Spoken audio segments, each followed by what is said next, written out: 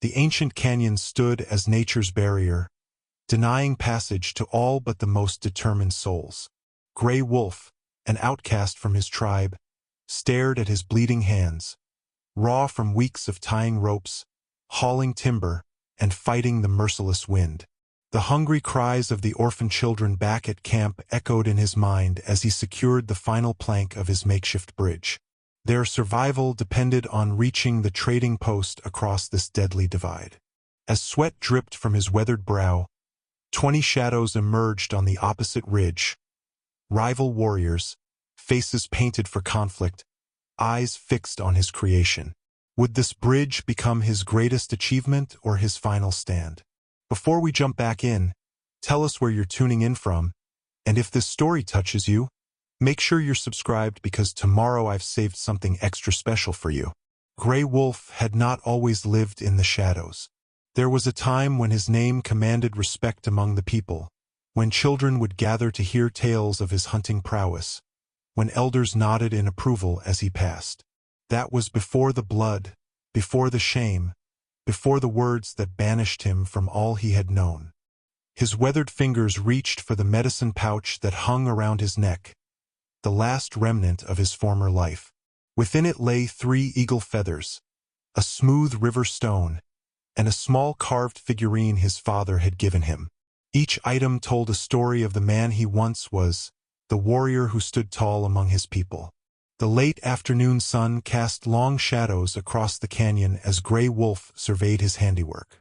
The bridge, crude as it was, represented weeks of labor, gathering fallen timber, stripping bark for rope, testing knots that would bear the weight of a man. His hands, once steady with a bow, now calloused and split from this unfamiliar work. He had discovered the trading post 3 moons ago while hunting far from his hidden camp. From a distant ridge, he had watched white settlers come and go, exchanging goods without hostility. Food, real food, not the meager rabbits and roots that barely sustained the 6 children in his care. The canyon between, however, meant a journey of 7 days to reach it by foot. 7 days he could not leave the children alone. The bridge changed everything. A day's journey there and back. Hope where there had been none. The oldest child, Morning Sky, had been the first he found. 12 summers old, she had been hiding in a dry creek bed when Gray Wolf discovered her after the raid on her family's camp. She spoke little at first, eyes haunted by the brutality she had witnessed. The others came after. 2 small boys huddled together beneath an overturned basket. A toddler wandering alone, crying for his mother. Twin girls who had survived by hiding in a storage pit. Children of different families, bound by the common thread of loss. Gray Wolf's banishment had been 3 years before finding them. 3 years of solitude, hunting alone, sleeping alone, his only conversations with the stars above. He had built himself a small shelter in a hidden valley, learned to live without the comfort of his people's fires or the wisdom of tribal elders. He had made peace with his fate, until 6 pairs of hungry eyes looked to him for salvation. The children need more than I can provide. He had confessed to the night sky many times. Game was growing scarce. Winter would come again. Each morning, he felt the weight of their lives upon his shoulders. The medicine pouch grew heavier against his chest as Gray Wolf thought of Running Elk, the tribal elder who had given it to him on the day of his banishment. "You walk alone now," the old man had said, his voice heavy with the duty of enforcing tribal law. "But you carry the wisdom of your ancestors. Remember who you are, even when no one calls your name." Gray Wolf had remembered, even as he learned to be something new. Not just a hunter, but a protector, a provider, a father to children who had no one else. "I am building a bridge," he had explained to Morning Sky when she asked what occupied his days. "A bridge to food, to blankets, to medicine." What he didn't say was that he was building a bridge to their future, to their survival. The first plank had been the hardest, securing a foothold on the near side of the canyon, testing his weight against the unforgiving drop below. After that came the slow, methodical progress, each day extending the structure a little further, securing it against the unpredictable winds that whipped through the chasm. The children helped as they could, braiding ropes from yucca fibers, gathering the straightest branches for cross supports. Even little Hawkeye, no more than 4 summers old, solemnly carried small stones to help weight the anchoring ropes. Now it was finished, a narrow, swaying path across a void that had seemed uncrossable. Gray Wolf had tested it himself that morning, inching across while his heart pounded in his chest, feeling each creak and shift as the structure settled under his weight. It would hold. It had to hold. The tribal elders' walking stick leaned against the wall of Gray Wolf's shelter. Intricately carved with symbols of the people's history, it had been another parting gift from Running Elk, one given in secret, against the wishes of the tribal council. "When the time comes for you to return," the old man had whispered, "carry this as proof that not all have forgotten your worth." Gray Wolf had never expected that time to come. The crime that led to his banishment, striking a fellow warrior during a dispute over hunting grounds, had been serious enough. The fact that the warrior was Black Hawk, nephew to the chief, had made it unforgivable. The council had been merciful in choosing exile over death. Gray Wolf understood this, accepted it, though the injustice of Black Hawk's provocations still burned in his memory. The Western Territories had changed in the years since his banishment. White settlers pushed deeper into Apache lands. Soldiers established forts that grew into towns. Treaties were made, then broken. The freedom to roam traditional hunting grounds diminished with each passing season. Gray Wolf heard the stories from other outcasts he occasionally encountered, of reservations where the people were forced to live on government rations, of the slow starvation of spirit that came with confinement. In their hidden valley, Gray Wolf created a different world for the orphan children, one rooted in Apache traditions but adapted to their unique circumstances. He taught them to move silently through the forest, to read animal tracks, to identify plants that healed and those that harmed. Morning Sky proved to be a quick study, her slim fingers deftly fashioning snares for rabbits and squirrels. The twin girls, Summer Rain and Winter Moon, worked together gathering wild foods, one keeping watch while the other harvested. The boys, Hawkeye, Strong Pine, and Running Fox, absorbed his lessons on tracking and hunting, though they were still too young to venture far alone. Gray Wolf had learned bridge building by observation. 2 winters before finding the children, he had watched from a distance as settlers constructed a crossing over a narrow gorge. For weeks, he had studied their methods, the frameworks they built, the way they tested each section before advancing. When the need arose to cross the canyon, those memories guided his hands. The first attempt had failed spectacularly. His initial bridge, a simple rope and plank design, had collapsed when barely a quarter of the way across. Gray Wolf had saved himself only by clinging to the canyon wall, fingers bloodied on sharp rock as he pulled himself back to safety. The second attempt incorporated stronger anchoring points and a more stable walking surface. That one had survived halfway before a sudden gust tore it from its moorings. The third design, the one now complete, drew from the lessons of both failures. "Will it break?" Summer Rain had asked as she watched him work, her small face solemn. "Not if I build it right," Gray Wolf had answered, though doubt nagged at him. The trading post represented more than just supplies.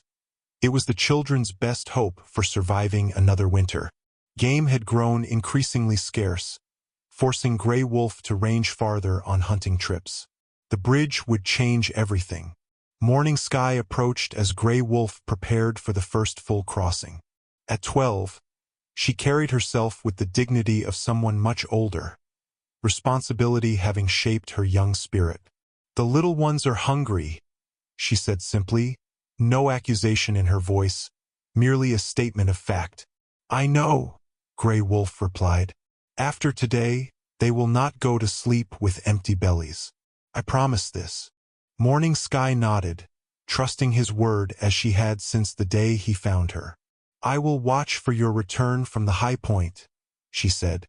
"The twins have prepared a meal with the last of the corn." Gray Wolf placed a gentle hand on her shoulder. You have been strong, little one. When I return, we will have flour for bread, dried meat, perhaps even sugar. Her eyes widened at the thought of such luxuries. She had adapted to their sparse existence without complaint.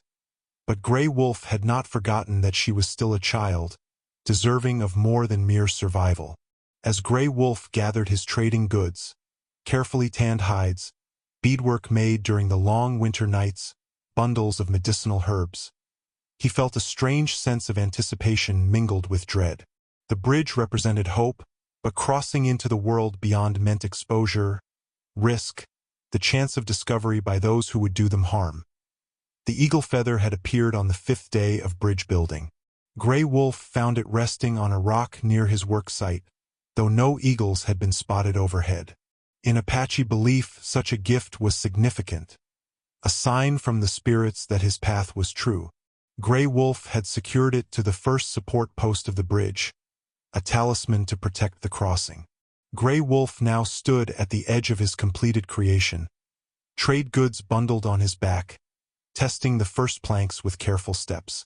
The bridge swayed slightly but held firm against his weight. 3 steps. 5. 10.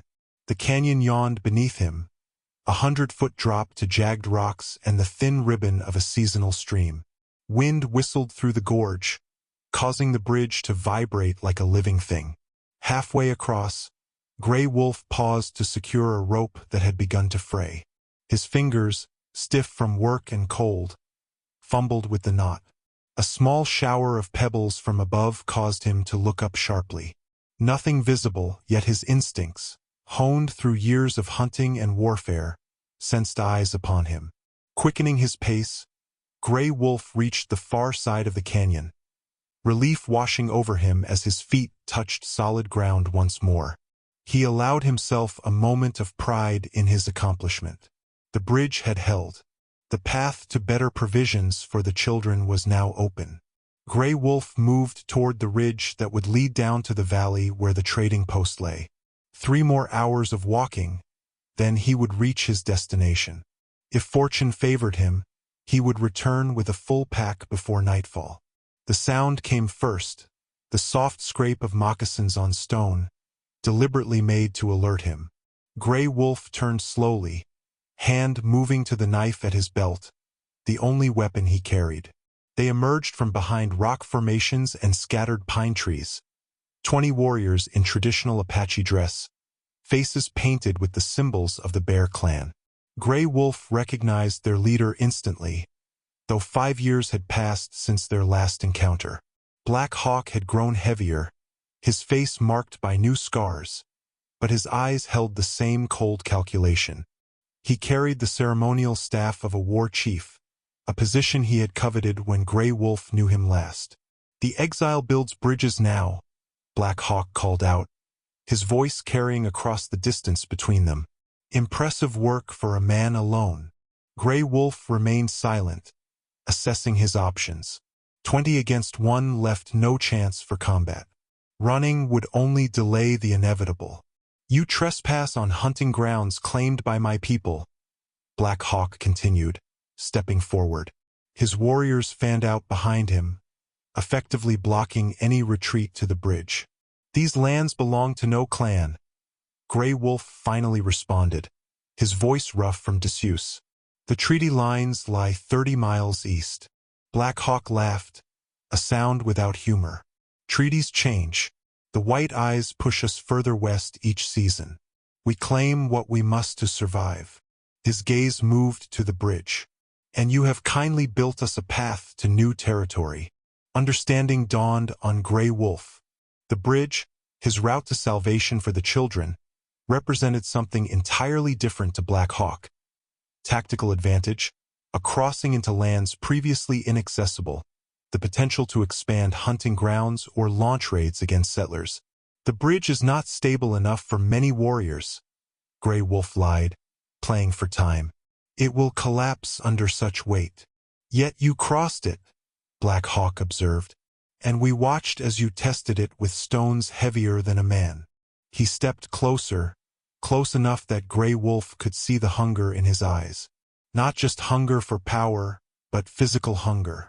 The warriors behind him showed signs of deprivation. Leaner faces than warriors should have, weapons that had seen hard use without proper care. "My clan needs this crossing," Black Hawk stated flatly. "The game is gone from our territory. The army drives us further from traditional grounds each moon. We will take the bridge, and anything else we require." The implied threat hung in the air. Grey Wolf thought of the children, of the hidden camp that had been their sanctuary. If Black Hawk's warriors followed him back across the bridge, that safety would be shattered. "The crossing is dangerous," Grey Wolf said, choosing his words carefully. "I can show you a safer path around the canyon." Black Hawk's face hardened. "You think me a fool? We tracked you for days, watched you complete your work. This bridge cuts 6 days from the journey around the canyon lands." He gestured to his warriors. "Secure the crossing. 2 men guard the exile."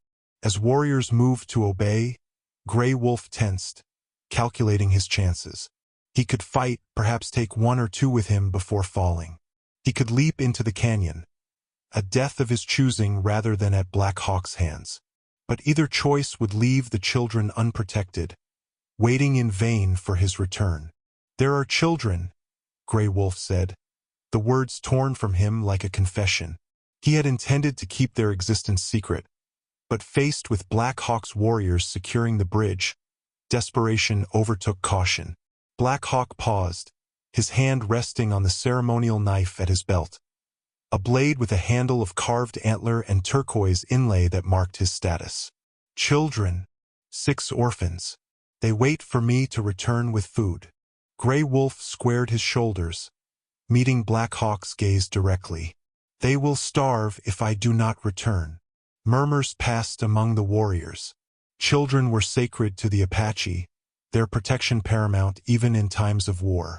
Black Hawk's expression shifted almost imperceptibly. "You claim to care for orphans, yet you were banished for violence against your own people," Black Hawk said, skepticism evident in his tone. "I have changed," Grey Wolf replied simply. "As have you, it seems. We're chief now. Your uncle must be pleased." A shadow crossed Black Hawk's face. "My uncle walks with the ancestors. The sickness took many from our band 2 winters past." Grey Wolf bowed his head briefly in respect. Despite their history, death deserved acknowledgement. "I am sorry to hear this." "Your sorrow does not fill empty bellies," Black Hawk snapped. "We have 40 people, including 15 children, camped 3 days' journey north. Game grows scarce. The soldiers drive us from traditional hunting grounds." Understanding bloomed. The warrior's mission was not one of conquest but survival, not so different from Grey Wolf's own. "We have common cause," Grey Wolf suggested carefully. "The trading post in the valley has supplies enough for many. I was going there to trade for food." Black Hawk's laugh was harsh. The white eyes shoot Apache on sight now. Too many raids by desperate bands. "Your bridge may be useful, but the trading post is closed to our kind." "Not to me," Grey Wolf countered. "I have traded there before. The owner, Davis, is fair. He has no quarrel with peaceful trade." One of the warriors stepped forward, whispering urgently in Black Hawk's ear. The war chief listened, then studied Grey Wolf with new intensity. "Swift Arrow says you were once called Silent Hunter, known for stealing into enemy camps undetected." Black Hawk's eyes narrowed. "If this is true, you have skills we need." Grey Wolf had not heard his warrior name spoken aloud in years. The sound of it stirred something deep within him. Pride, perhaps, or merely nostalgia for a simpler time. "That was long ago," he answered. "I am Grey Wolf now. Names change. Skills remain." Black Hawk gestured to his men to lower their weapons. "Perhaps we can reach an understanding.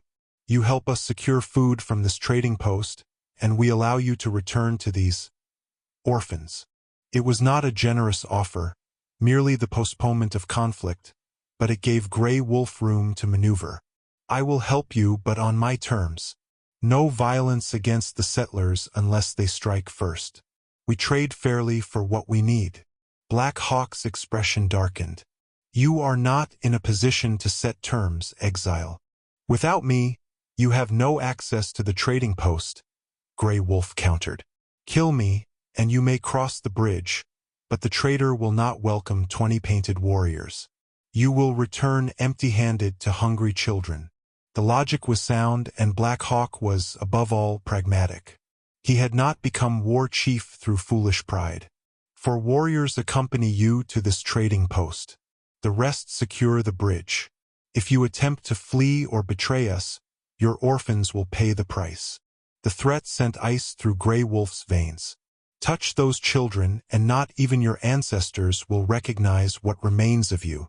For a moment, tension crackled between them like lightning before a storm. Then, surprisingly, Black Hawk laughed. There he is, the warrior I remember. I wondered if exile had softened you completely. He extended his hand in the Apache way, grasping Grey Wolf's forearm. We have agreement, then. You help us secure food, we leave your orphans in peace. For now. The qualifier hung in the air, a reminder that this alliance was temporary at best. Grey Wolf nodded once, accepting the tenuous pact. We go now, he said, shifting his trading goods. The post closes at sundown. Black Hawk selected 3 warriors, Swift Arrow, Stone Knife, and Eagle Dancer, to accompany them. The rest established a perimeter around the bridge entrance, already treating it as conquered territory. As they descended the ridge toward the valley, Grey Wolf's thoughts raced ahead to the children waiting in the hidden camp. Morning Sky would be watching from the high point, expecting to see him return alone. Would she understand when she saw him with warriors? Would she remember his instruction to hide if strangers approached? Your thoughts are with the orphans, Black Hawk observed as they walked. Tell me of them. Grey Wolf hesitated, reluctant to share more than necessary. They have survived great hardship. They deserve better than starvation. As do all children, Black Hawk agreed, surprising Grey Wolf with his solemnity. Including those in my band. Remember that when you consider your loyalties. The canyon territory spread before them on a weathered hide map that Black Hawk produced from his pouch. Drawn with natural pigments and marked with symbols representing water sources, game trails, and danger points, it detailed the lands for 50 miles in all directions. The soldiers patrol here and here, Black Hawk indicated, his finger tracing lines along the eastern boundaries. Their fort lies 2 days' ride beyond. The reservation they wish to contain us within is here. He jabbed at a section marked with crosshatching. Grey Wolf studied the map carefully. The hidden valley where he sheltered the children wasn't marked. A small mercy. His eyes traced the route to the trading post, noting that Black Hawk's band had camped dangerously close to a cavalry patrol route. Your people are at risk, he observed. This patrol path has been active since spring. Black Hawk's face remained impassive, but his eyes betrayed surprise. You know the soldiers' movements? I watch. I listen. Survival depends on knowing where danger walks. Grey Wolf pointed to an unmarked area west of the canyon. There are caves there with spring water inside. Better shelter than your current position. Stone Knife, the oldest of the warriors accompanying them, leaned forward with interest. We found no water in that direction. It is hidden, Grey Wolf explained. The entrance appears as shadow on rock until you stand directly before it. Black Hawk studied Grey Wolf with new calculation. You share valuable knowledge freely. I share it for the children in your band, Grey Wolf corrected. Not for you.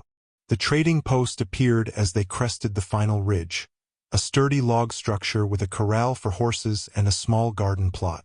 Smoke rose from the chimney, and 2 wagons stood outside, indicating customers within. Grey Wolf turned to the 4 Apache warriors. You must wait here. Armed Apache approaching would bring only gunfire. Black Hawk's expression darkened. How do we know you will return? You hold the bridge to my children, Grey Wolf reminded him. I will secure food for all, but I must go alone. After a tense moment, Black Hawk nodded curtly. Be swift. Be successful. Grey Wolf descended toward the trading post, aware of eyes tracking his movement from the ridge above. The weight of responsibility, not just for his 6 orphans now, but potentially for Black Hawk's entire band, pressed upon him. The trader, Davis, recognized him as he entered. A grizzled former mountain man who had established this remote outpost years before, Davis had no particular animosity toward Apache who came to trade honestly. Back again, Grey Wolf, he called from behind his rough-hewn counter. Brought more of them fine moccasins, I hope? Grey Wolf placed his bundle of trade goods on the counter. And medicine herbs. Tanned hides. I need more than usual today. Davis examined the offerings with an expert eye. Quality work as always. What you needing? Flour, coffee, sugar. Grey Wolf paused, considering his expanded needs. Dried meat, many blankets, medicine supplies. Davis's bushy eyebrows rose. That's considerable trading. You feeding an army I should know about? His tone was light, but caution underlay the question. Winter comes, Grey Wolf answered simply. I prepare. The trader seemed satisfied with this explanation and began gathering the requested items. Army patrol came through yesterday, he mentioned casually. Said there's a band of Apache causing trouble north of here. You seen anything? Grey Wolf kept his expression neutral. I stay away from trouble. Wise policy, Davis agreed. Them soldiers ain't particular about which Apache they shoot these days. Bad business all around. As Davis tallied the trade, Grey Wolf spotted a yellowed piece of paper nailed beside the door. Moving closer, he recognized it as a wanted notice, crude drawings of Apache faces with prices listed beneath. Bounties now? He asked, keeping his voice level. Davis spat into a brass spittoon. Army's idea.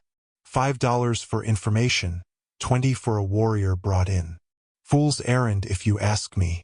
Man who tries collecting Apache bounties ain't likely to need money where he's going. Grey Wolf returned to the counter, mind working quickly. If bounty hunters were operating in the territory, it complicated matters for both his group and Black Hawk's band. I need information, he said quietly to Davis. For trade. What sort? The patrol routes. Where are soldiers thick? Where thin? Davis hesitated, loyalty to his own kind warring with business sense. Finally, he pulled a scrap of paper from beneath the counter and sketched a rough map. They're concentrated here since the raids, he said, marking an area east of the canyon. Commander pulled men from this western section. Too much ground, too few soldiers. He gave Grey Wolf a pointed look.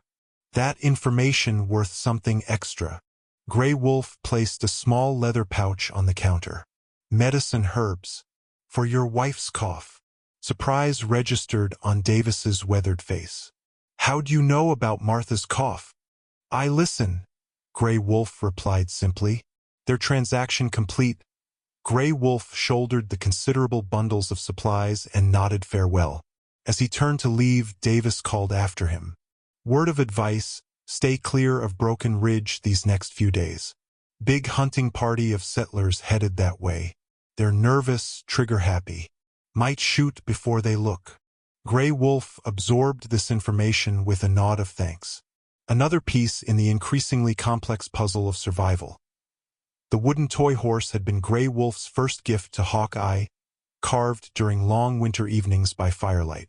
The boy clutched it now as Grey Wolf distributed the hard-won supplies, his small fingers tracing the smooth contours of the figure while his eyes remained fixed on the flour sack.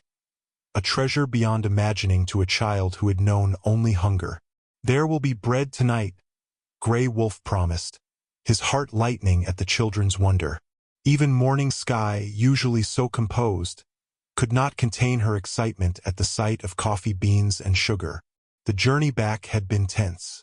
Black Hawk had insisted on accompanying Grey Wolf to the hidden camp, despite Grey Wolf's objections.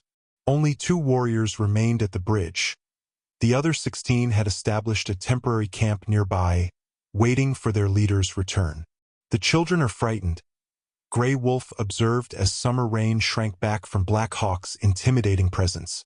They should be cautious of strangers, Black Hawk replied, showing no offense at their fear. You have taught them well.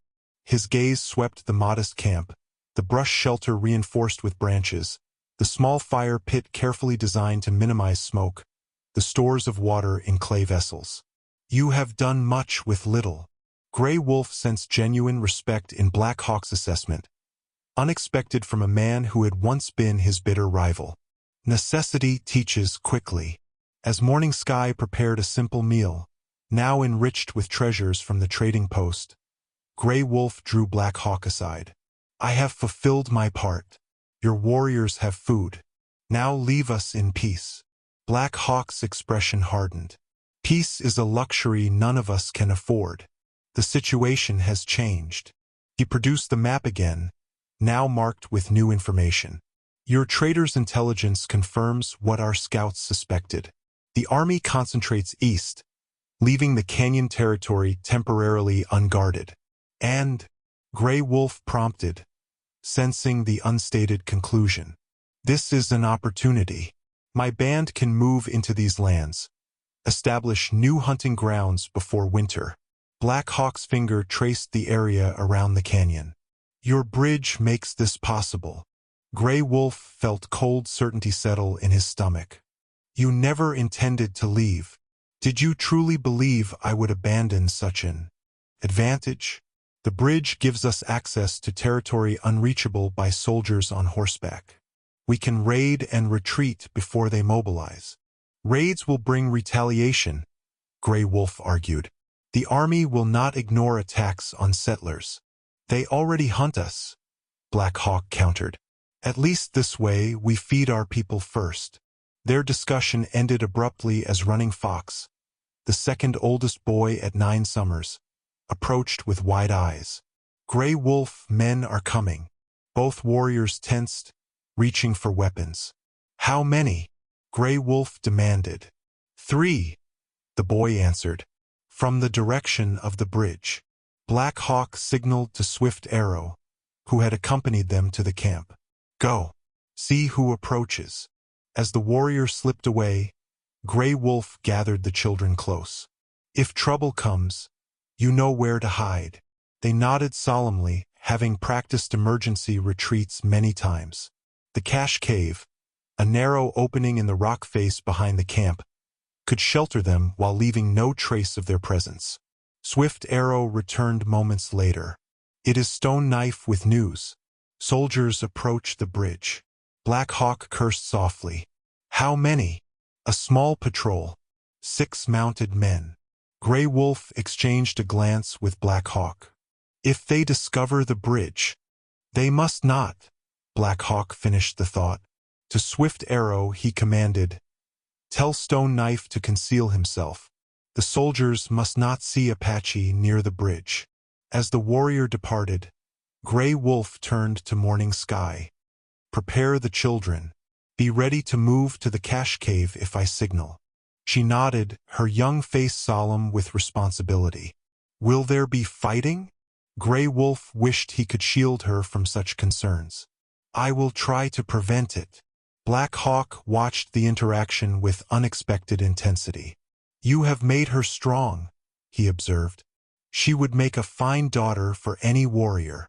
She is not my daughter, Grey Wolf corrected, though the words felt hollow even to himself. I merely protect her until she can return to the people. She is of the people now, your people, Black Hawk said, as are all these children. He gestured to where the younger ones huddled together, Hawk Eye still clutching his wooden horse. You have created a new band, Grey Wolf, whether you intended to or not. The observation struck Grey Wolf with the force of revelation. He had not thought of their small group in such terms, but Black Hawk was right. They functioned as a band, hunting, gathering, protecting one another. The traditions he had taught them were those of the Apache, adapted to their circumstances. The soldiers threaten all of us now, Black Hawk continued. Your children and mine. What do you propose? Gray Wolf asked, knowing that any plan would involve risk. We collapse the near side of the bridge temporarily, make it appear unsafe, abandoned. Once the soldiers depart, we can repair it. The plan had merit. The bridge represented safety for Gray Wolf's children, but also danger if it drew military attention. I will help, he agreed reluctantly, but only to protect the children. Black Hawk's smile was thin. We all act to protect our own, Gray Wolf. Remember that when you judge my actions.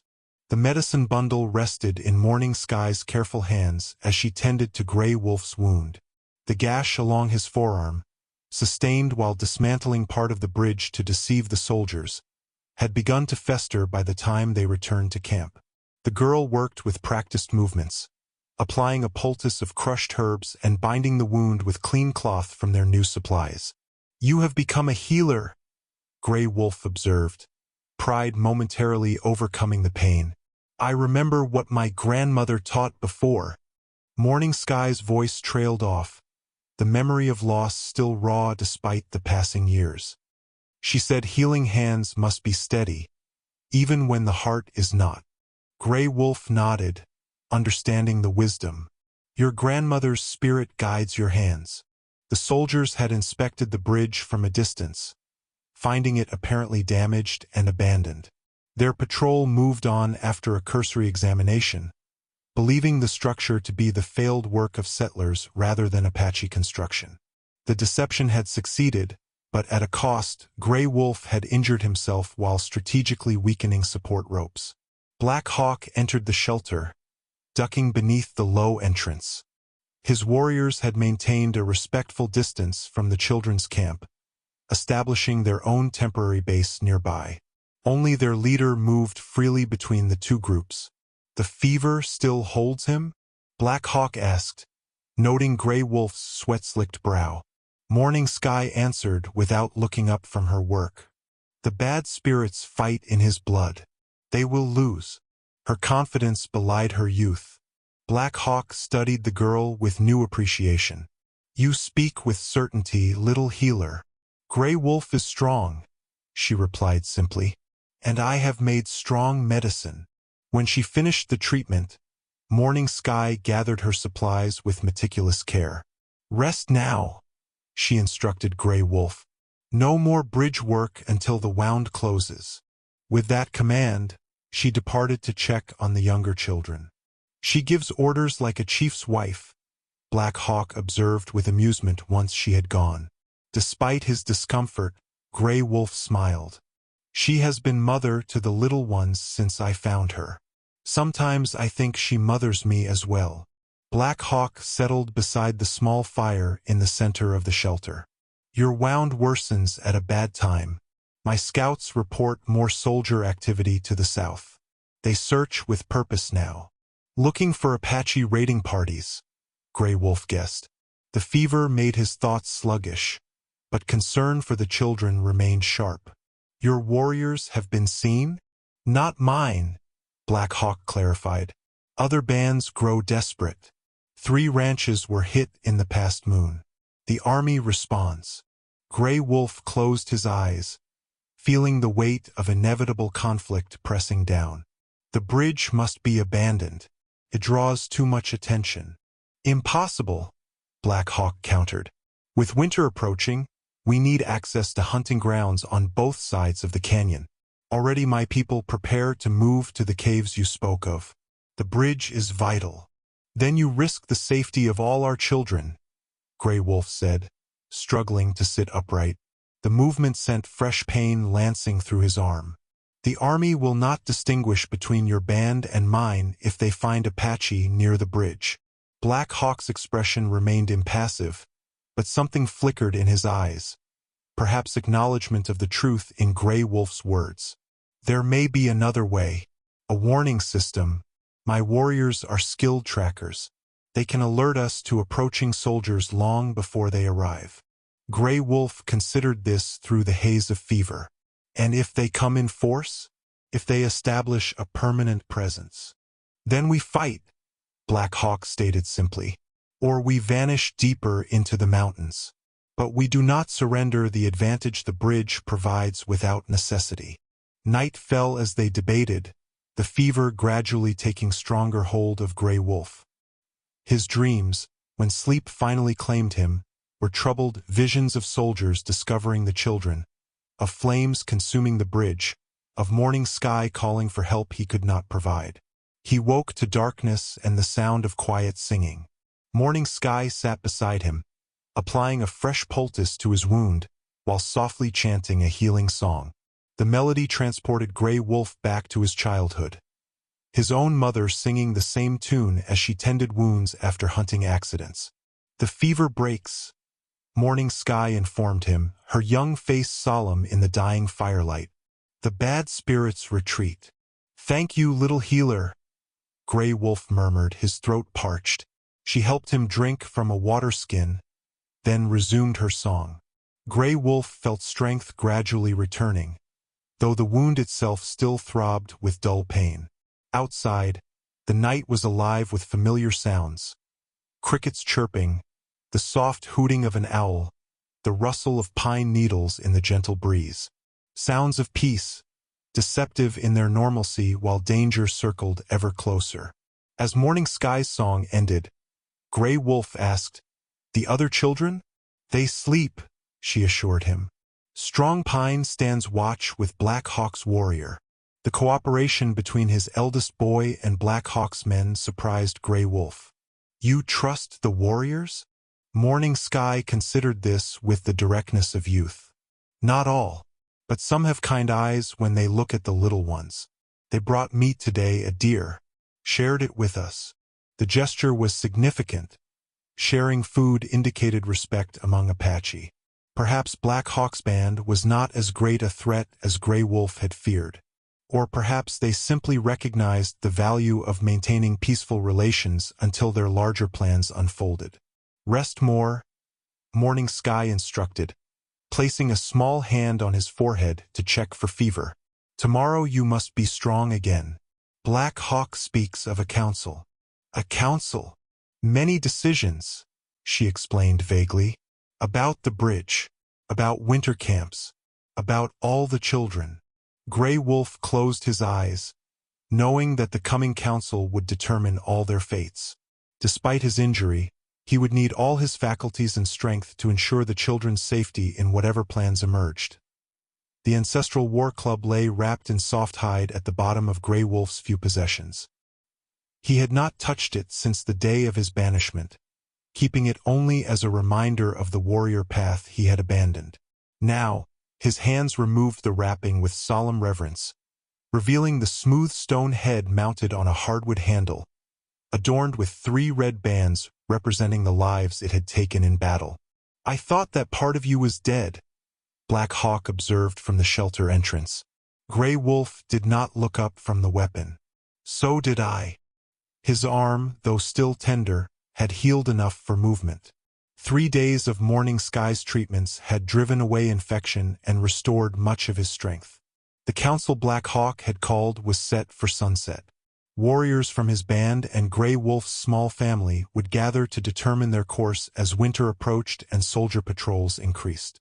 Gray Wolf knew he must enter this council from a position of strength, no longer the exile but a warrior with standing.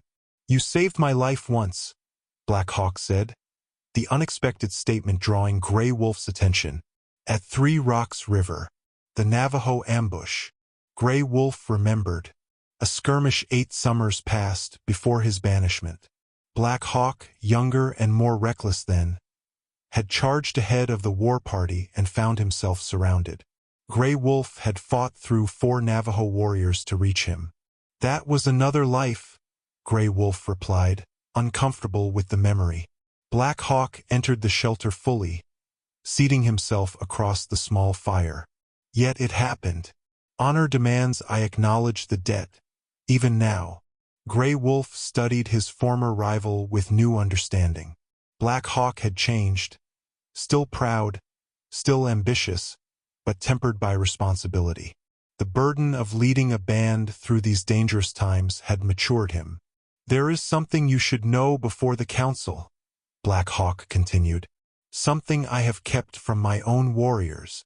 Grey Wolf waited, sensing the weight of the coming revelation. The tribe has splintered. What remains on the reservation is but a shadow.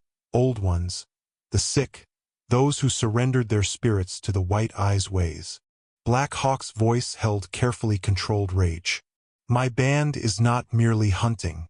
We are seeking a new place, far from the soldiers, where we can live as Apache should."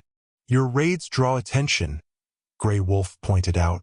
"Make it harder to vanish." "We need supplies to establish a permanent camp," Black Hawk countered. "Ammunition, tools, things that cannot be made in the old ways." He leaned forward. "Your bridge is not just convenience. It is salvation, a path to hunting grounds and to the settlements where we can obtain what we need." Grey Wolf absorbed this information, seeing the full scope of Black Hawk's plans. "And my children? Where do they fit in this vision?" "They are Apache. They belong with the people." Black Hawk stated this as simple fact. "Join us, Grey Wolf. Your exile ends when you choose to end it. No one remains who would enforce it." The offer was unexpected. A return to the tribe, acceptance for the orphans, the weight of isolation lifted. Yet Grey Wolf sensed the unspoken price. "You want me to lead raids," he surmised. "To use my skills against the settlers." Black Hawk neither confirmed nor denied this. "I want you to help our people survive. How we accomplish that is for the council to decide." As Black Hawk departed, Grey Wolf remained with his war club, memories surfacing of battles long past. He had been formidable once, Silent Hunter they had called him, for his ability to move unseen into enemy territory. Those skills had not diminished during exile, merely been redirected toward survival. Strong Pine entered, his young face serious beyond his 11 years. "The other children are preparing for the council," he reported. "Morning Sky says to tell you she has dressed them in their best." Grey Wolf nodded, touched by this adherence to Apache custom. Even in their makeshift existence, Morning Sky maintained the proprieties. "There is something else," Strong Pine added, hesitation in his voice.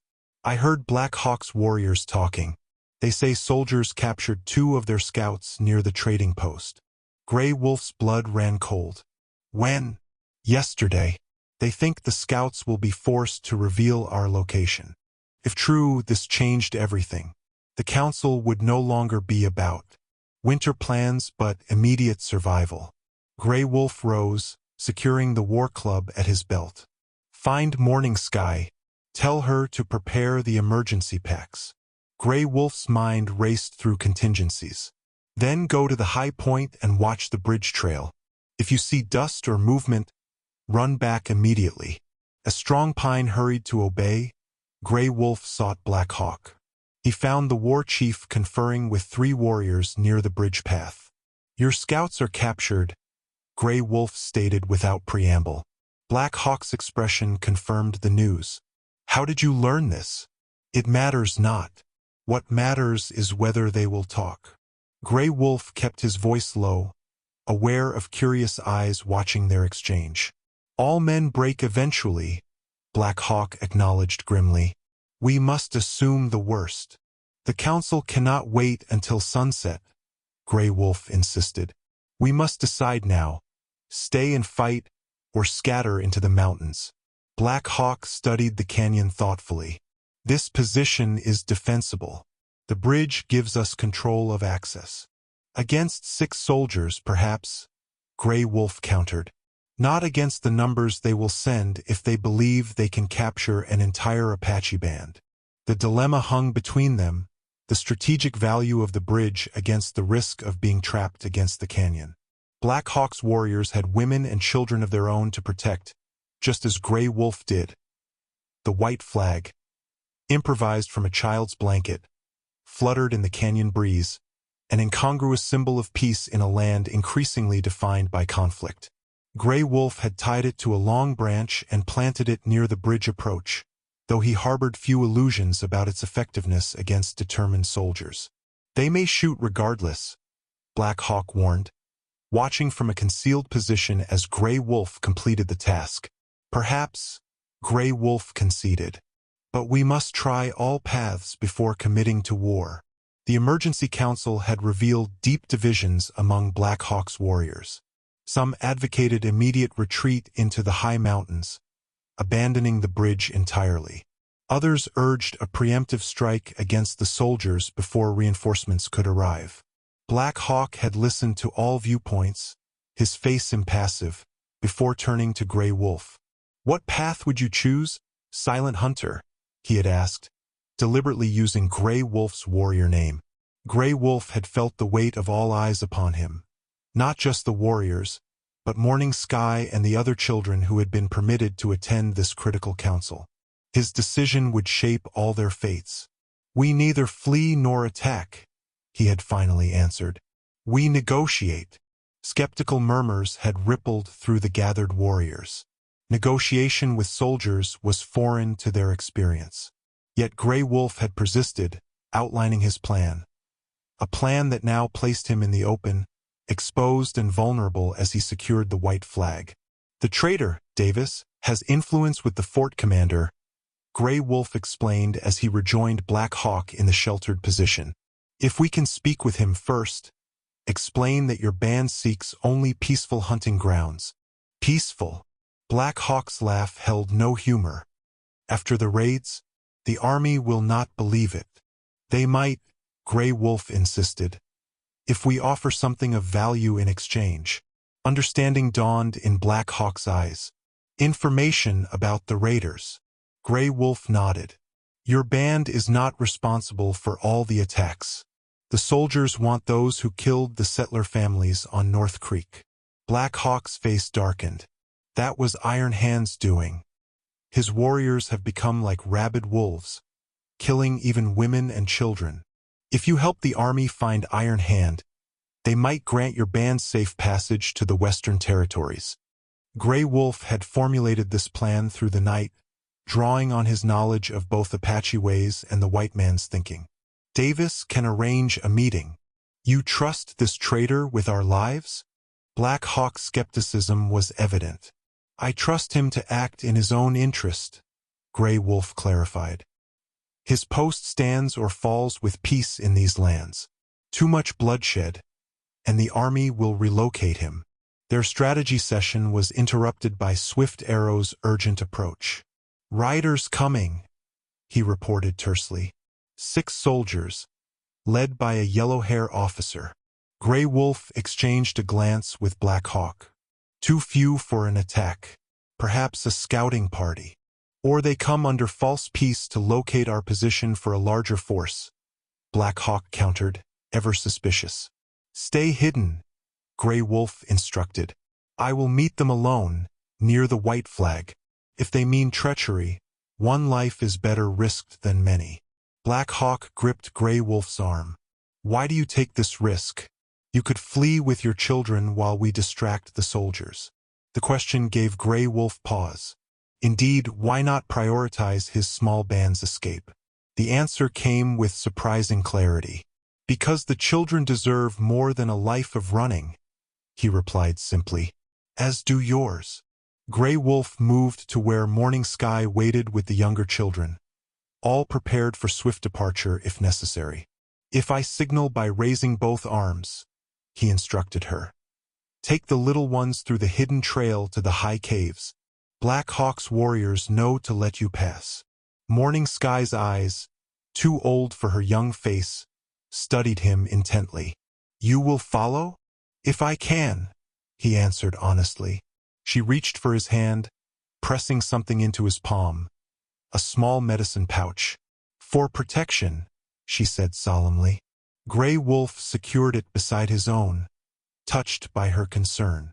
"Watch over the others," he instructed, then strode toward the bridge approach where the white flag waited. The soldiers appeared minutes later, dust rising from their horses' hooves as they approached cautiously. Gray Wolf stood tall beside the flag, weaponless, his hands visible. The yellow-haired lieutenant raised his hand, halting his men at a distance. "I speak English," Gray Wolf called out, using the language he had learned during years of cautious trading. Surprise registered on the officer's face. He urged his horse forward, stopping 30 paces from Gray Wolf. "You are Apache." It was statement, not question. "I am Gray Wolf. I seek peaceful talk." The lieutenant studied him with open suspicion. "We're looking for raiders who attacked the Buchanan ranch. 6 people killed, including 2 children." Gray Wolf felt a surge of disgust at the brutality of Iron Hand's band. "I know of these attacks. My people did not commit them." "Your people?" The lieutenant's skepticism was evident. "I care for orphan children," Gray Wolf explained. "We live peacefully. We know who committed these raids. I can help you find them." The officer's expression shifted subtly, interest warring with ingrained distrust. "Why would you help us against other Apache?" "Not all Apache are the same, Gray," Wolf replied. "Those who kill children are not following the true path of the people." Further conversation was interrupted by a sharp crack, a rifle shot from the ridge above. The lieutenant's hat flew from his head, and chaos erupted as soldiers raised their weapons. "No!" Gray Wolf shouted, raising his arms to signal both the soldiers and morning sky. "This is not my doing." Another shot rang out, this one striking the ground near the soldiers' horses. They reared in panic, nearly unseating their riders. Gray Wolf turned toward the ridge, identifying the source of the unexpected attack. It was not Black Hawk's warriors. They remained hidden as agreed. This came from the opposite direction. Iron Hand, he realized with dawning horror. The very raiders they had been discussing had found them. The cavalry bugle's piercing call echoed across the canyon, signaling the soldiers to regroup. Gray Wolf had snatched it from a fallen trooper during the chaotic first moments of Iron Hand's ambush, using it instinctively to create confusion among the attackers. Now he crouched behind a boulder, the brass instrument still clutched in his hand, an unexpected tool in the desperate struggle that had erupted. "They believe we are allies," Black Hawk hissed, taking cover beside Gray Wolf as bullets splintered rock above their heads. "Iron Hand has destroyed any chance of peace." Gray Wolf nodded grimly. The lieutenant and 3 of his men had survived the initial volley, retreating to defensive positions along the canyon rim. From there, they fired indiscriminately at any movement, unable to distinguish between Black Hawk's band and Iron Hand's raiders. "The children?" Gray Wolf asked, his primary concern unchanged despite the chaos. "Safe for now. Morning Sky led them to the cache cave when you signaled." Black Hawk peered around the boulder, assessing the battlefield. "Iron Hand has 15, maybe 20 warriors. They hold the high ground to the east. And the soldiers control the bridge approach," Gray Wolf added, completing the tactical picture. "We are caught between them." Swift Arrow slipped silently beside them, blood streaming from a shallow wound across his shoulder. "4 warriors dead," he reported tersely. "The others await your command." Black Hawk's face hardened. "Iron Hand has hunted my band for months, believing we compete for the same hunting grounds. Now he uses the soldiers to finish us." Gray Wolf considered their options, each seemingly worse than the last. To flee meant exposure to either Iron Hand's warriors or the soldiers' rifles. To stay meant being caught in the crossfire as the 2 forces inevitably converged. "We need to separate these enemies," Gray Wolf decided. "Make them fight each other instead of us." Black Hawk's eyes narrowed. "How?" "The bridge," Gray Wolf replied. "Iron Hand does not know its value or he would have seized it before now. If the soldiers retreat across it, Iron Hand will follow," Black Hawk finished, understanding dawning. "And we can cut the bridge behind them." Swift Arrow shook his head. "The soldiers will not retreat willingly. They will if they believe a larger force comes to their aid. Grey Wolf countered, raising the bugle meaningfully. The plan took shape quickly. Stone Knife, whose marksmanship was legendary, would create a distraction on the eastern ridge, drawing Iron Hand's attention. Meanwhile, Grey Wolf would work his way to a position near the soldiers, using the bugle to simulate cavalry signals. If it succeeds, Grey Wolf told Black Hawk, "Get our people ready to move immediately after. The soldiers will send reinforcements once they realize their men are under attack." Black Hawk clasped Grey Wolf's arm in the warrior's grip. "If we survive this day, your exile is truly ended. I will personally speak for you before any tribal council." The gesture touched Grey Wolf more deeply than he had expected. "First we must survive." They separated each to their assigned tasks. Grey Wolf moved like a shadow along the canyon wall, calling upon skills long unused but never forgotten. The soldiers had established a defensive position behind a cluster of boulders overlooking the bridge approach. From his vantage point, Grey Wolf could see the lieutenant organizing his remaining men, their faces grim with the realization of their predicament. When Stone Knife's diversion began, a series of shots that pinned down Iron Hand's warriors, Grey Wolf raised the bugle to his lips. The cavalry charge call rang out, followed by the assembly signal. Though his knowledge of military bugle calls was limited to what he had observed during previous encounters with soldiers, the effect was immediate. The lieutenant's head snapped up, hope flaring in his eyes as he scanned the western ridge for the reinforcements the calls suggested. Grey Wolf followed with another call, this one directing the men toward the bridge. He supplemented the bugle with shouts in English, "Lieutenant, this way. Captain Morgan sends support." The deception worked. The lieutenant ordered his men to make for the bridge, believing a rescue force awaited on the other side. As they broke cover and ran, Iron Hand's warriors spotted the movement and opened fire. The soldiers returned fire while retreating, creating the very conflict Grey Wolf had hoped to engineer. When the last soldier crossed the bridge, Iron Hand's warriors followed in pursuit, exactly as predicted. Grey Wolf sprinted to the near side of the canyon where Swift Arrow waited with an axe. Together, they hacked at the support ropes securing the bridge to the anchoring posts. "Cut all but one," Grey Wolf instructed. "Wait until the heaviest warriors are on the span."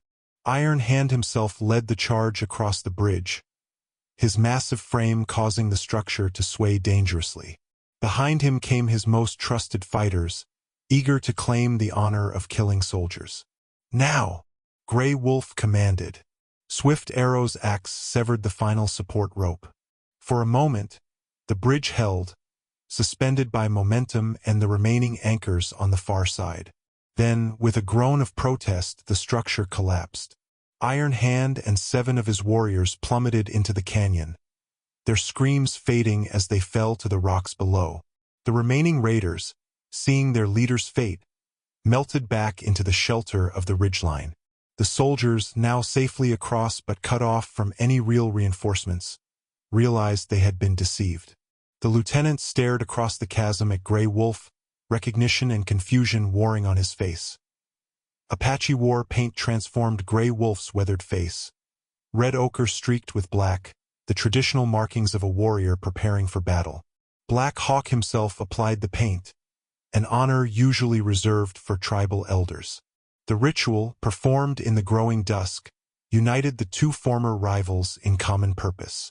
"The last time I wore the war paint," Grey Wolf reflected, "was the day before my banishment."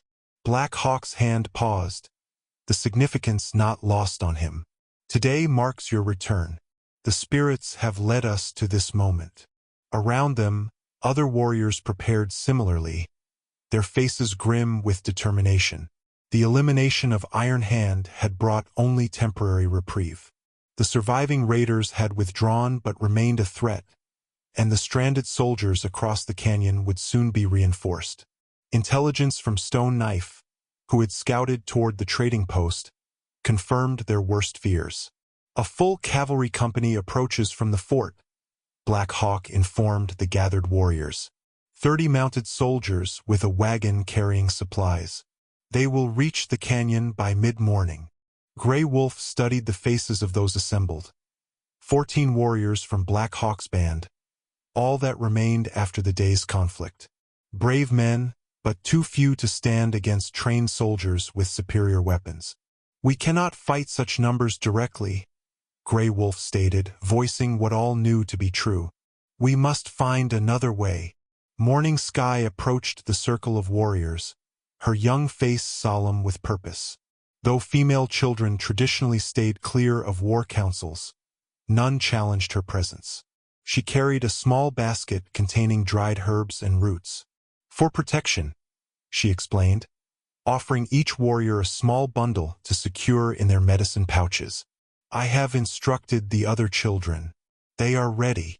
Gray Wolf nodded his acknowledgement, pride mingling with sorrow that one so young shouldered such responsibility. Return to them now. Keep them calm.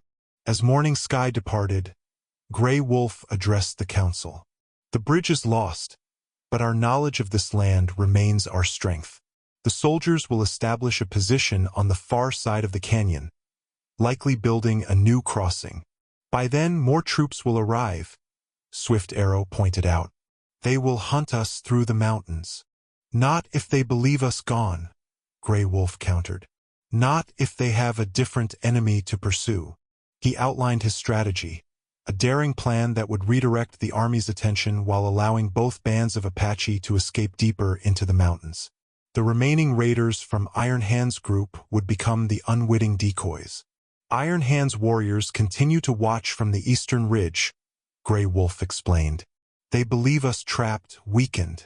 They wait for the soldiers to finish us, then plan to ambush any survivors. Black Hawk's expression darkened. Cowards, letting others fight their battles. Their cowardice becomes our opportunity, Gray Wolf continued. We leave clear signs of movement heading north, toward the high passes. Signs the soldiers will recognize as Apache. Understanding dawned on the warriors' faces. Black Hawk completed the thought.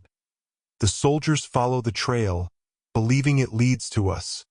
But it leads to Iron Hand's remaining warriors, Gray Wolf confirmed. The two enemies engage each other, while we move our people south, then west into the deeper canyons.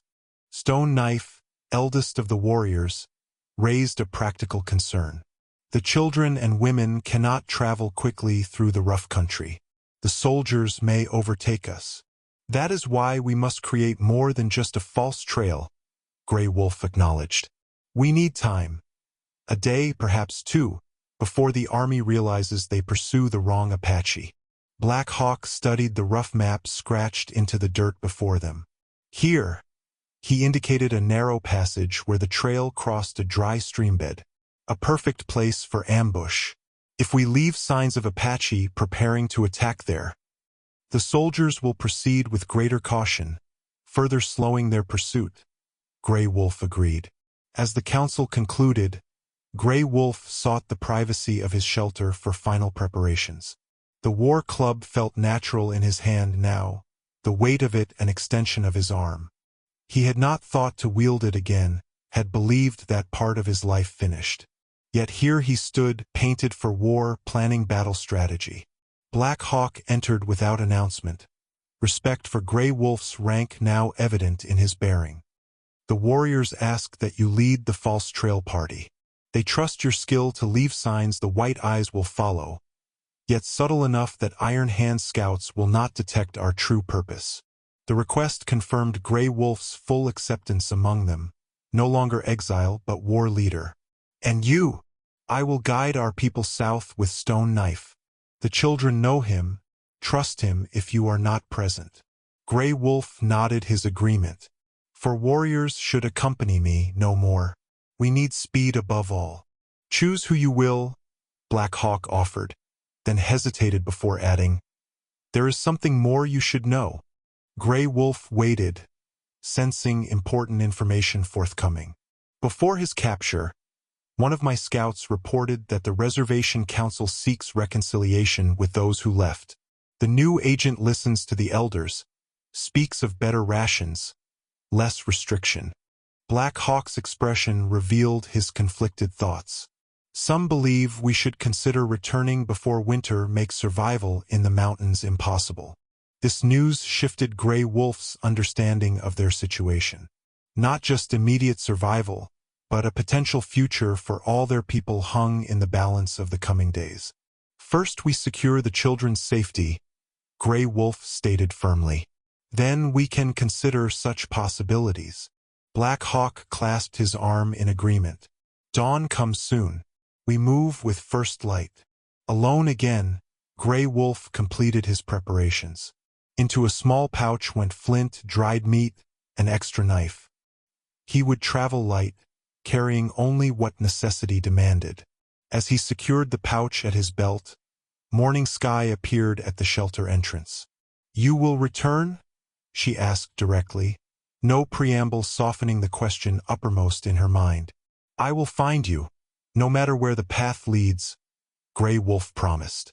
It was all he could offer, no false assurances but unwavering commitment. Morning Sky studied him with eyes that had witnessed too much loss already. "I will watch for you from the high places," she said finally, echoing the phrase Apache women had spoken to departing warriors across countless generations. Grey Wolf's bow, crafted from flexible mesquite wood and strung with sinew, had served him faithfully through years of hunting. Now it sang a different song as he drew and released, the arrow finding its mark in the shoulder of a cavalry scout. The man fell with a cry that echoed across the canyon, alerting his companions to the ambush. "Move!" Grey Wolf commanded the 3 warriors with him. They melted into the rocks as rifle fire erupted from the soldiers' position. The plan had succeeded almost too well. The cavalry company had arrived at the canyon at mid-morning, discovering their stranded comrades on the far side.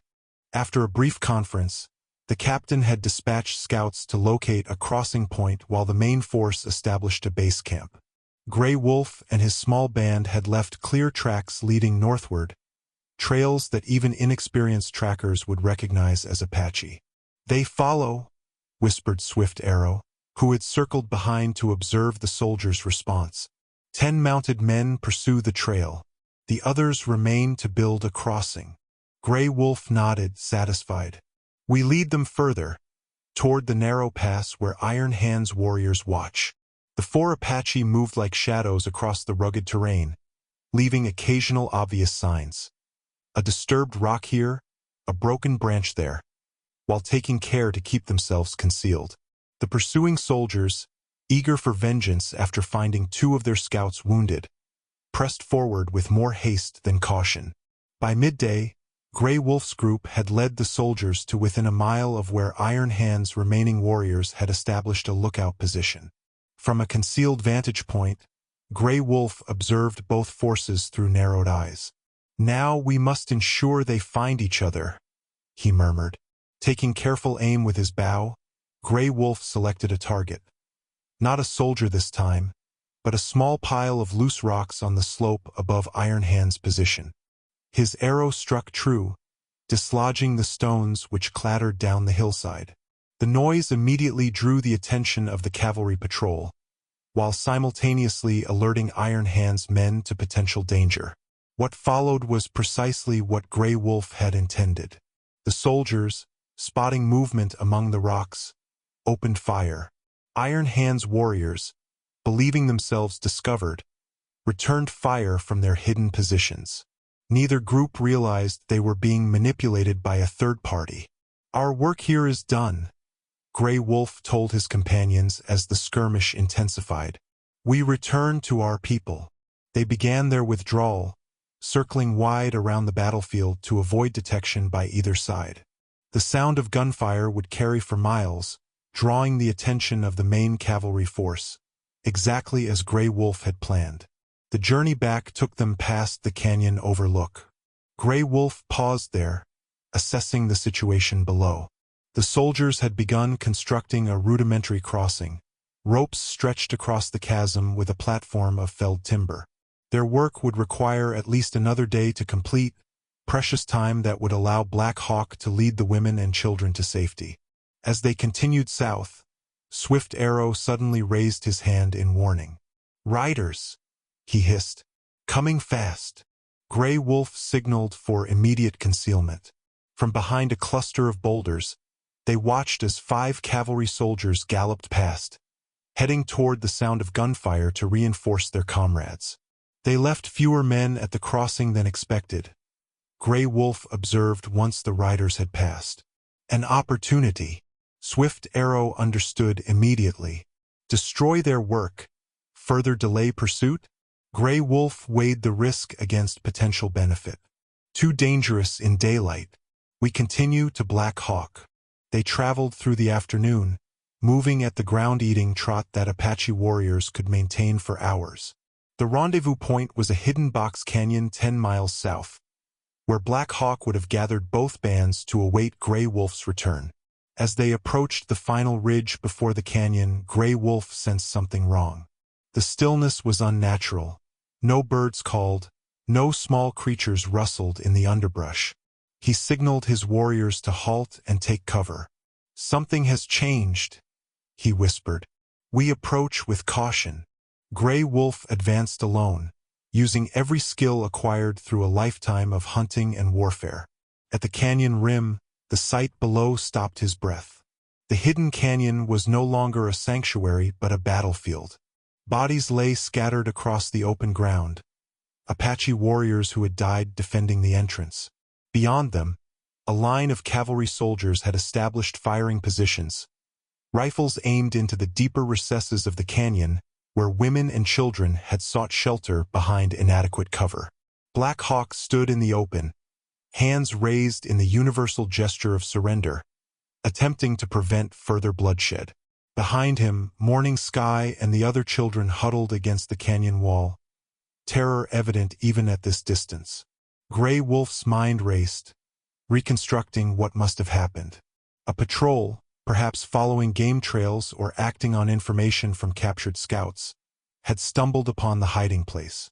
The ensuing fight had drawn reinforcements, trapping Black Hawk's people before they could escape.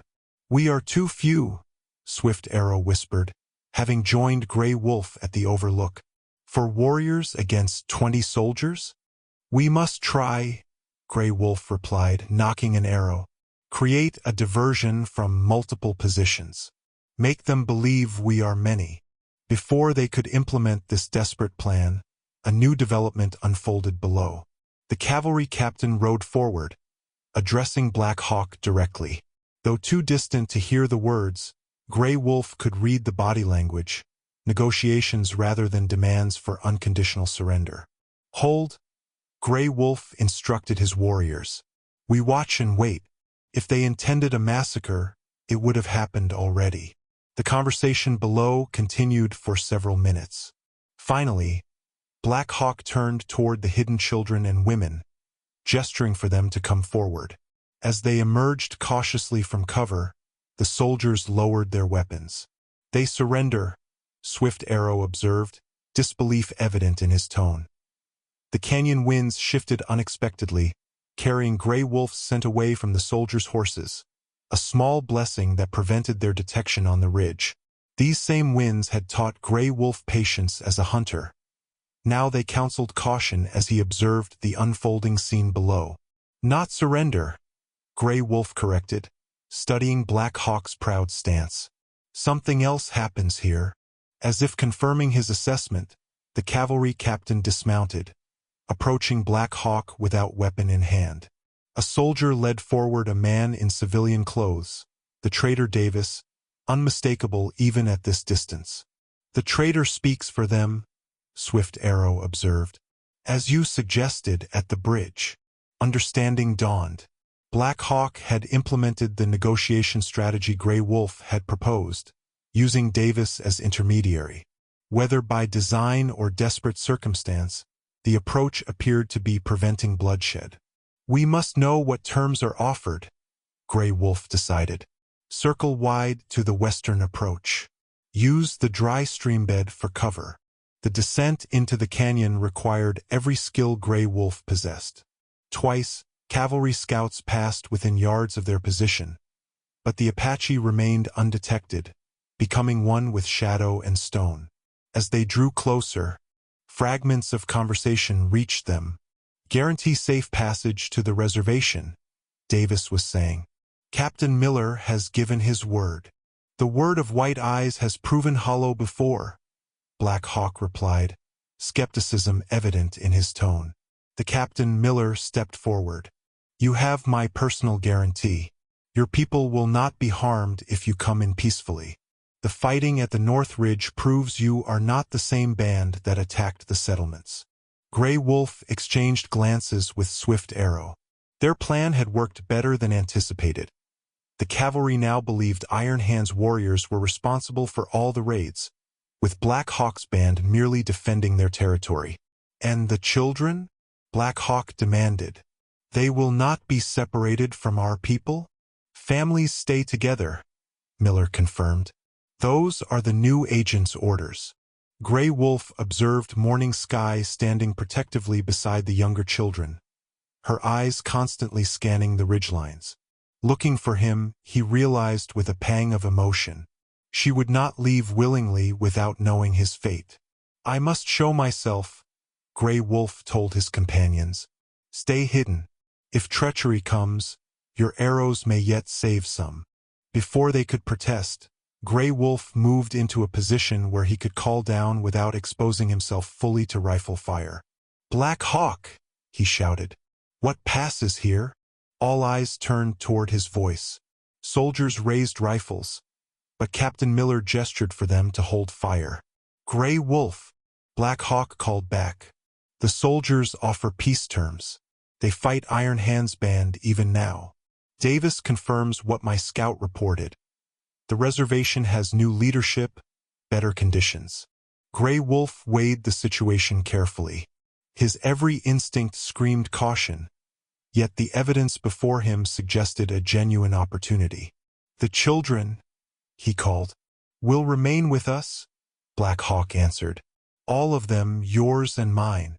Morning Sky's face lit with recognition at Grey Wolf's voice. She took a step forward, only to be gently restrained by Stone Knife.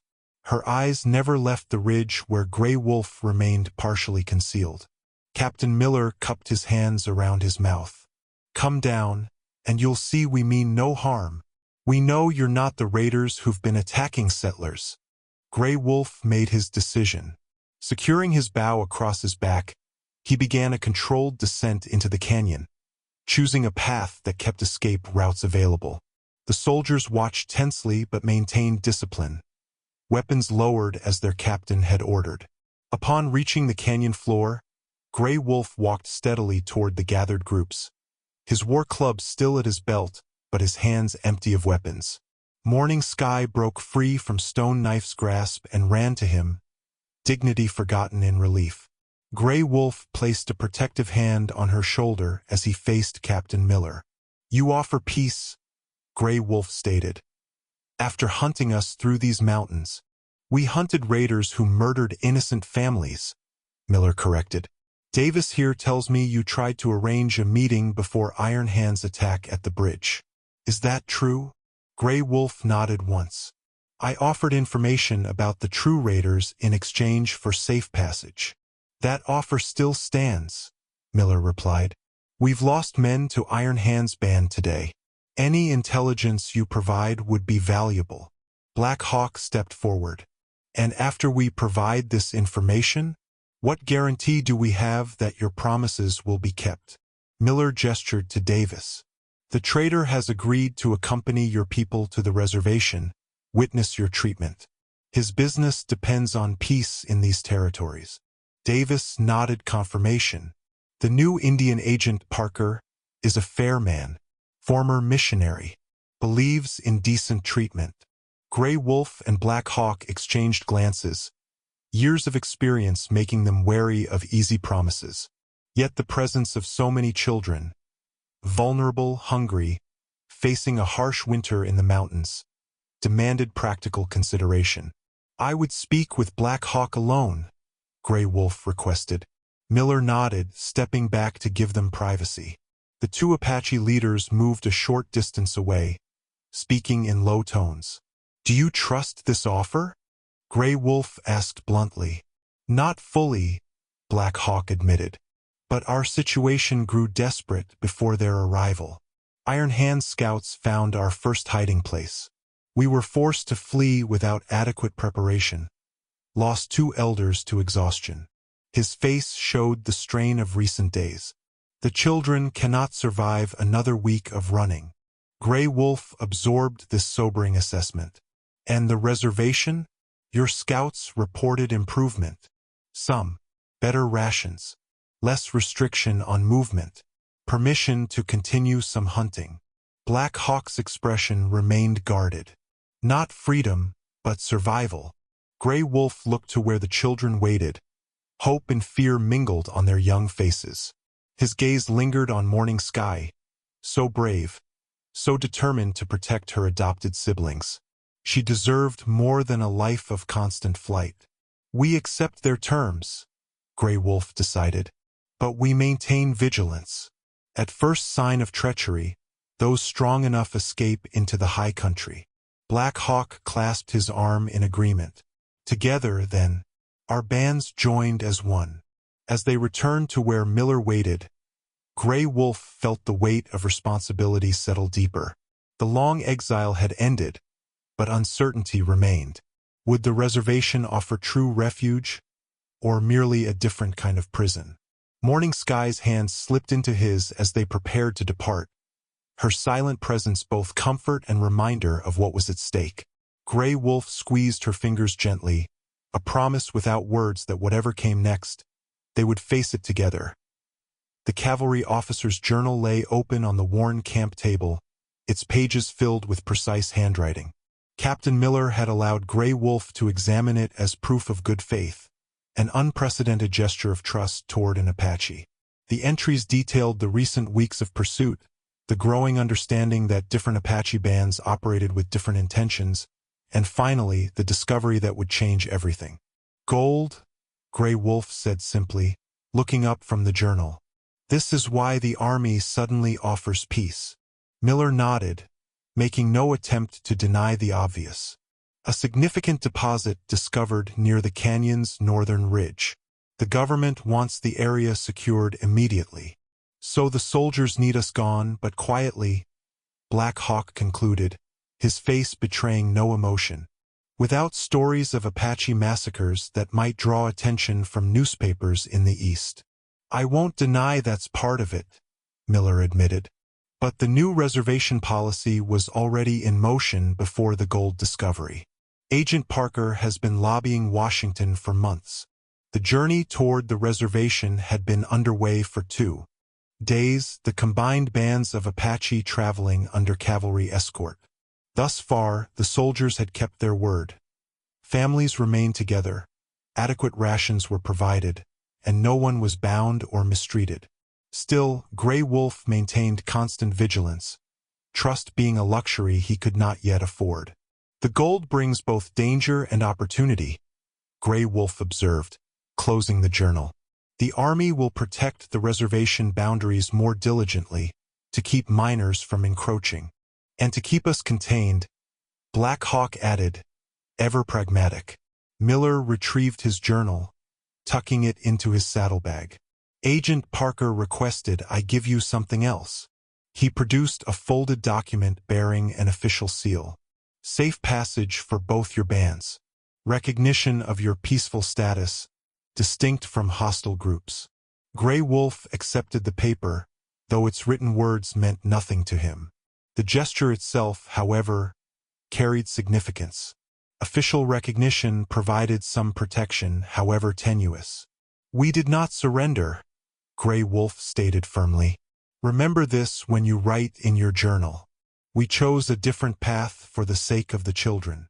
Miller nodded, respect evident in his bearing. I've commanded troops for 15 years. I know the difference. As the captain departed to oversee the evening camp arrangements, Gray Wolf sought the area where the children gathered.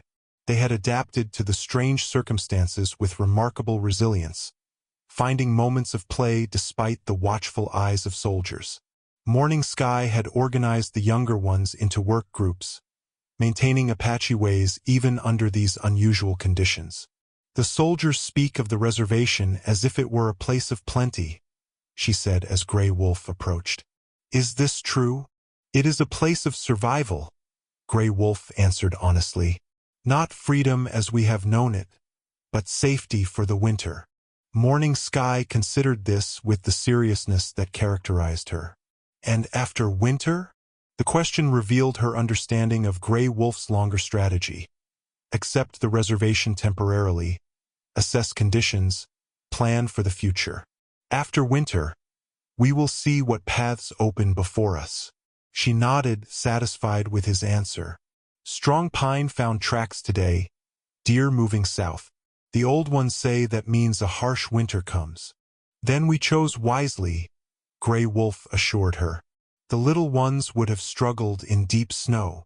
The sound of approaching hoofbeats interrupted their conversation. A cavalry scout rode into camp, heading directly for Captain Miller's position. Grey Wolf watched as the captain received what appeared to be urgent news, his expression growing grave. Black Hawk materialized beside Grey Wolf, his instincts similarly alerted. Trouble comes, he murmured. They approached Miller as the scout departed, the captain's face now set in grim lines. Iron Hand's warriors attacked a stagecoach 10 miles east, he reported without preamble. 5 passengers killed, including a woman and child. Grey Wolf felt cold anger rise within him. Such senseless brutality violated the deepest Apache values. You believe we had part in this? He stated, recognizing the suspicion that had crept into the soldiers' postures. I do not, Miller countered surprisingly. The timing makes it impossible. You've been under our observation for 2 days. But my superiors may question my judgment in offering terms rather than simply arresting all Apache in the territory. What happens now? Black Hawk demanded. We accelerate our pace to the reservation, Miller decided. My report will emphasize your cooperation and distinguish clearly between your bands and the hostiles. He hesitated before adding, but I must assign more guards, for appearance's sake if nothing else. Grey Wolf understood the delicate position. Miller had staked his reputation on this peaceful resolution. Iron Hand's continued atrocities threatened to undermine everything. We will maintain our part of the agreement, Grey Wolf assured him, and perhaps offer more. More? Miller questioned. Iron Hand's band is small now, but dangerous. Wounded animals striking blindly, Grey Wolf explained. We know their likely camps, their patterns. This information could help end their attacks permanently. The offer clearly surprised Miller. You would help us against other Apache? They are not following the true way of the people, Black Hawk interjected. Those who kill women and children have abandoned our values. They bring destruction upon all Apache with their actions. Miller studied them both carefully, recognizing the significance of their offer. I'll inform Colonel Randall upon our arrival. Such cooperation would go far toward establishing your band's peaceful status. As the captain left to issue new orders for their accelerated march, Black Hawk turned to Grey Wolf. Is this wise? Helping soldiers hunt Apache, even those like Iron Hand? It is necessary, Grey Wolf replied. For all our children to have a future, Iron Hand's shadow must be removed. The White Eyes do not distinguish between different bands. To them, all Apache are the same. We must show them otherwise. The tribal council pipe passed from hand to hand, its carved bowl glowing with sacred tobacco as each elder took a ceremonial puff before speaking. Grey Wolf watched this familiar ritual with a mixture of nostalgia and apprehension. 5 years of exile had not erased his understanding of tribal protocol, but sitting among the council as an equal rather than a supplicant felt strange. The reservation had proven better than feared, though far from ideal. Agent Parker, a lean man with kind eyes and a quiet manner, had allocated Grey Wolf's and Black Hawk's bands adjacent areas with adequate water access. The army maintained a respectful distance, patrolling boundaries but leaving internal matters to tribal governance. The people acknowledge the return of Gray Wolf and his children to our protection, intoned White Crow, eldest of the council members. The circumstances of his banishment are set aside in recognition of his service to many Apache children. Murmurs of agreement circulated among the gathered elders. Gray Wolf inclined his head in acknowledgement, careful to display neither pride nor excessive humility. In Apache tradition, acceptance of honor required dignified restraint. Further, White Crow continued, "We recognize Black Hawk's wisdom in joining with Gray Wolf rather than pursuing conflict. Together, they have brought 43 of our people safely to winter shelter." Black Hawk sat impassively, though Gray Wolf detected satisfaction in his former rival's bearing. Their unlikely alliance had elevated both their standings. Black Hawk, now viewed as a pragmatic leader rather than merely a fierce warrior, Gray Wolf's status transformed from outcast to respected protector of children. The information provided to the army regarding Iron Hand's band has yielded results, White Crow announced. 3 days ago, soldiers captured for warriors. Iron Hand himself was killed resisting arrest. This news rippled through the council. Iron Hand's reign of violence had cast a shadow over all Apache, fueling settler hatred and military retaliation. His removal offered hope for reduced tensions. Agent Parker brings word that Colonel Randall acknowledges our people's assistance, White Crow added. In return, hunting permissions have been expanded to include the eastern valleys during proper seasons. It was a significant concession, access to traditional hunting grounds that had been prohibited until now. Gray Wolf exchanged glances with Black Hawk, both recognizing this development as validation of their strategy. When the council pipe completed its circuit, Gray Wolf was invited to speak. He rose slowly, conscious of the weight of the moment. "I return not as I left," he began, his voice carrying clearly in the council lodge. "The years of separation taught lessons of value. I learned that the strength of the people lies not in warfare alone, but in protecting our children and finding paths to survive in changing times." He spoke of the orphans he had gathered, of building the bridge out of necessity, of the unlikely alliance with Black Hawk that had saved all their lives. Throughout his account, he emphasized the children's resilience and courage. Morning Sky, Strong Pine, and the others have kept Apache ways despite hardship, Gray Wolf concluded. They belong among the people, not as my children but as children of the tribe. I ask the council to receive them fully. White Crow nodded solemnly. The children will be welcomed into appropriate families, with ceremonial adoption at the next moon. With respect, Gray Wolf countered carefully. The children have formed their own family already. They have survived together, protected each other. Separating them would cause unnecessary pain. Surprise registered on several elders' faces at this challenge to traditional protocol. Orphans were typically distributed among blood relatives or suitable families. Black Hawk unexpectedly spoke in support. I have observed these children. They function as a family unit, with the older ones caring for the younger as skillfully as any parents. Gray Wolf guides them, but they have learned to depend on each other. After brief deliberation, White Crow announced the council's decision. The children may remain together, with Gray Wolf as their recognized guardian. This arrangement respects both their unusual bonds and our traditions of caring for orphaned young ones. Relief washed through Gray Wolf. He had not realized how important this outcome was until it hung in the balance. The thought of Morning Sky separated from her siblings had troubled him deeply. As the council concluded, Gray Wolf stepped into the winter sunlight to find Morning Sky waiting anxiously with the other children. Their faces brightened at his expression. "We stay together?" Morning Sky asked, hope evident in her voice. "We stay together," Gray Wolf confirmed. "The council recognizes our family." The word family felt right as he spoke it, an acknowledgement of what they had become through shared hardship and mutual care. Strong Pine straightened proudly, while the younger children released their tension in smiles and quiet celebration. And the bridge? Strong Pine asked. Will others use it now? Gray Wolf considered the question. The bridge had been their salvation and nearly their downfall, a symbol of both innovation and conflict. The army controls the canyon now because of the gold, he explained. They will build their own crossing stronger than ours. But we built the first bridge, Morning Sky stated with quiet pride. Yes, Gray Wolf agreed, placing a hand on her shoulder.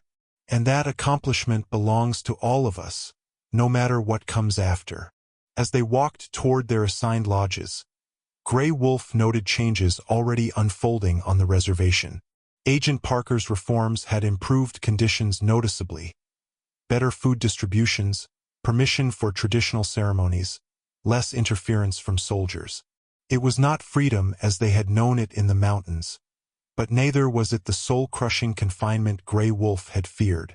There is good water here, Morning Sky observed pragmatically, and the hunting will be better with the new permissions. Her ability to find advantages in their situation mirrored Gray Wolf's own adaptation. Neither fully embraced reservation life, but both recognized the necessity of making it work, at least for now. We survived the canyon, Gray Wolf reminded her. We will survive this too. Morning Sky nodded, her young face solemn with understanding beyond her years. And we are still Apache, no matter where we live. Always, Gray Wolf affirmed. That can never be taken from us. The new permanent bridge spanned the canyon with solid engineering, its wooden supports and metal fittings, a stark contrast to the simple structure Gray Wolf had created a year earlier. Standing on the near side, Morning Sky studied the crossing with thoughtful eyes, comparing memory with present reality. It lacks the spirit of our bridge, she observed to Gray Wolf, who stood beside her. At 13, she had grown taller over the past year, her slender frame carrying itself with increasing dignity. Their bridge serves different purposes, Gray Wolf replied. Built for wagons and many horses, not just a single traveler with hope. They had returned to the canyon with special permission from Agent Parker, accompanied by Black Hawk and a small group from both bands. The journey marked the one-year anniversary of their arrival at the reservation, a pilgrimage of remembrance rather than necessity. Much had changed in that year. The gold discovery had transformed the region, bringing miners, merchants, and more soldiers. The canyon itself had become a transportation route, with regular stagecoach service passing along the newly constructed road. The army maintained a small outpost on the western rim, monitoring traffic and protecting the miners' claims. For the Apache on the reservation, life had found a tenuous balance. Agent Parker's reforms continued, creating conditions that allowed for dignity within constraints. Gray Wolf's family remained intact, the children adapting to reservation life while maintaining their unique bonds. Black Hawk had emerged as an influential voice on the tribal council, advocating for practical cooperation with authorities while preserving essential Apache traditions. Next moon I begin warrior training, Strong Pine announced proudly, joining them at the bridge overlook. At 12, he stood nearly as tall as Morning Sky, his frame filling out with adolescent growth. Different training than in the old days, Black Hawk noted, approaching with swift arrow, but still teaching discipline and courage. Agent Parker had authorized a modified version of traditional warrior training for Apache boys, replacing war skills with hunting, tracking, and survival techniques. The program acknowledged Apache culture while redirecting it away from conflict with whites, a compromise that satisfied neither side completely but served practical needs. The trading post has grown, Swift Arrow observed, gesturing toward the valley where Davis's simple outpost had evolved into a small settlement serving miners and travelers. Davis keeps his word, Gray Wolf acknowledged. His influence with the army commander has benefited our people. The trader had maintained his commitment to fair treatment, using his position to advocate for the Apache when necessary. As they observed the changed landscape, a stagecoach crossed the bridge below, passengers visible through windows as it rumbled toward the Eastern Territories. The juxtaposition of the coach against the ancient canyon walls embodied the transformation occurring throughout Apache lands, the inevitable encroachment of a different way of life. Will our children remember the old ways?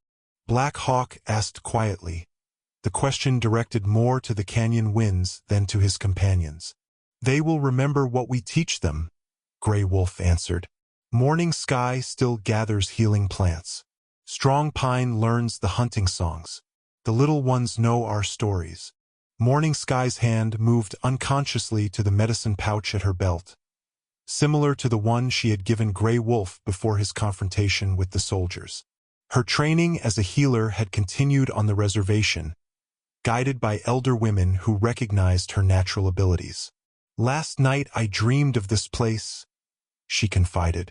Not as it is now, but as it was when we first crossed, the bridge swaying in the wind, the eagle feather blessing our passage. Gray Wolf nodded in understanding. The dream bridge still stands in memory, even when the physical one is gone. They remained at the overlook until sunset, watching shadows lengthen across the canyon that had so profoundly shaped their journey. Before departing, each placed a small stone on a growing cairn, a marker established by Gray Wolf's family to commemorate their crossing. In the spring, Agent Parker speaks of allowing seasonal camps in the high country. Black Hawk informed Gray Wolf as they began the journey back to the reservation. For those who prove trustworthy. The news represented another small expansion of freedom, a recognition of Apache needs beyond mere subsistence.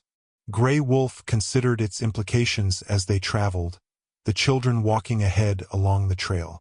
We balance between worlds now, he observed to Black Hawk. Neither fully in the old ways nor completely in the new. Black Hawk nodded his agreement. The true path of survival, like your bridge, finding a way across when no obvious crossing exists. As twilight deepened around them, Morning Sky began a traveling song, her clear voice carrying in the evening air. One by one, the other children joined in, creating harmony that blended with the natural sounds of the desert. Gray Wolf and Black Hawk exchanged glances of quiet satisfaction, recognizing in the children's voices the enduring spirit of their people. The song spoke of journeys, of leaving and returning, of finding home in unexpected places. It reminded Gray Wolf of his years alone, of discovering purpose in protecting abandoned children, of building a bridge both physical and metaphorical between past and future. We carry the bridge within us now, Morning Sky said when the song ended, her insight striking Gray Wolf with its wisdom. Wherever we go, whatever changes come, we know how to build crossings where none existed before. In her words, Gray Wolf heard the ultimate legacy of their shared ordeal. Not merely survival, but the knowledge that obstacles could become opportunities, that gaps could be bridged, that family could be forged from the broken pieces of different lives. It was a lesson worth all they had endured, a foundation stronger than any physical structure. The storyteller's blanket, woven in the traditional Apache pattern of earth tones with lightning symbols at its borders, lay draped across the elder's knees as she concluded her tale. Morning Sky, now known as Grandmother Morning Sky to the younger generation, gazed at the circle of faces illuminated by firelight, measuring the impact of her words. So you see, the bridge that Gray Wolf built was more than planks and rope, she told her rapt audience. It was a crossing between old ways and new, between desperation and hope, between enemies who became allies. The children and young adults gathered for the telling shifted and murmured, absorbing the story that had become legend among their people. Though 70 winters had passed since those events, the tale remained vital, a cornerstone of tribal identity during decades of profound change. Is it true, Grandmother? Asked a young girl of perhaps 9 summers. Did you really help Gray Wolf care for the other children when you were small? Morning Sky smiled, her face a map of years etched with both hardship and joy. It is true, little one. I was not much older than you when Gray Wolf found me hiding after the raid on my family's camp. And Black Hawk? Questioned a teenage boy, his interest captured by the warrior elements of the story. Did he really become friends with Grey Wolf after being enemies? More than friends, brothers in spirit, Morning Sky confirmed.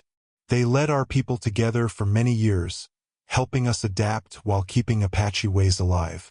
Their alliance saved many lives beyond those first children.